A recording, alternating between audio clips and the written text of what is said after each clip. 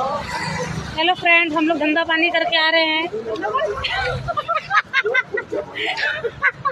मुझे बोलना नहीं आता।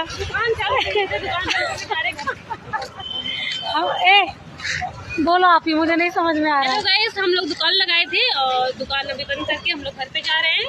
और ये मेरी बड़ी बहन,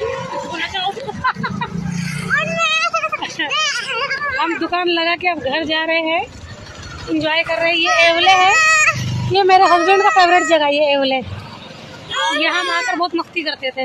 आप लोग आओ, हम लोग से मिलो, पैसा देके जाओ। जिसको पीना है वो यहाँ आ सकता है, चाय पीना। ये हमारे डेल्टा वाले घर है। कहाँ पर? यहाँ पर आए थे वो पेस्ट कंट्रोल के लिए।